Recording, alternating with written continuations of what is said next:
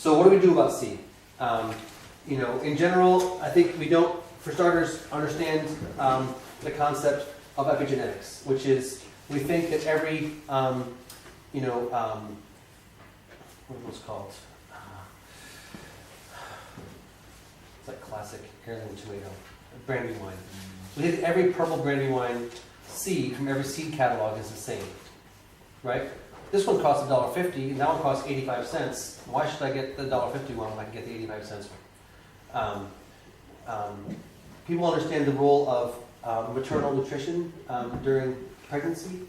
You know about this? How well the mother eats has a massive effect on the health of the baby. If you understand that concept, then you understand the concept of seed quality.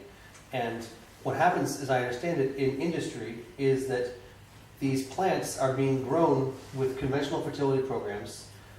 They're being, you know, sprayed with fungicides and pesticides so they don't get sick before they have their babies.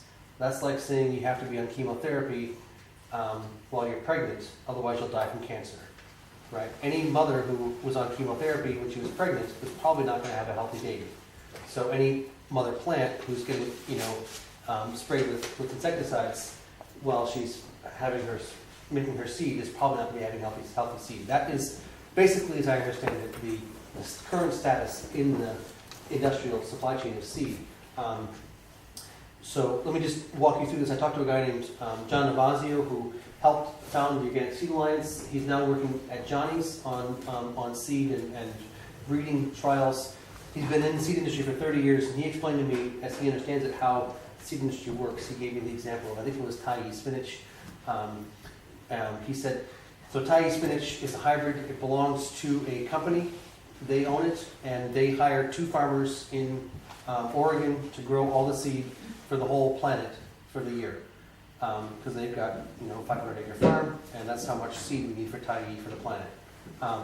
Those 2 farmers grow the seed, harvest it, send it back to the company that owns it. That company puts the seed through what's called screens. There's these little screens of different size holes, and they start off with a 12 screen. And the 12 screen seed is given, you know, sold to their buddies in the Salinas Valley that plant 50 acres of spinach at a time. And then they pass it to a 10 screen, and any seed that's too big for a 10 screen, which is the next highest quality, goes to maybe farmers in New York State that buy 50 pounds of seed at a time.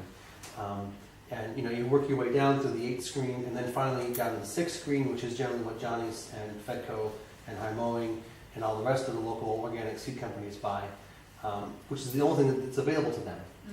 Or they don't pay for the premium quality.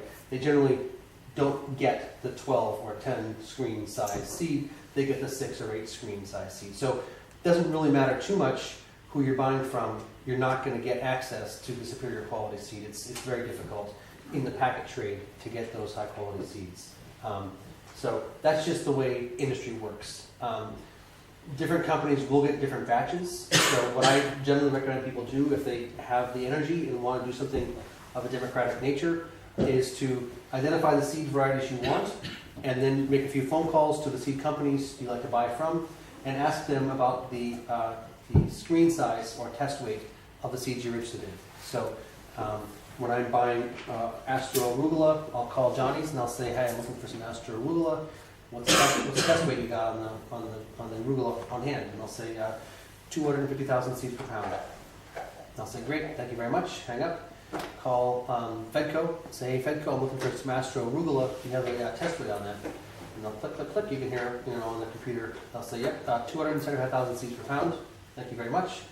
I'll call up High Mowing and say, High Mowing, looking for some Astro arugula. What do you got a test weight on your batch you got right now? And they say, yep, 300,000 seeds per pound. So I got 3 weights, I got 3 volumes at 250, 275, and 300,000 seeds per pound. Which one do I buy? 250.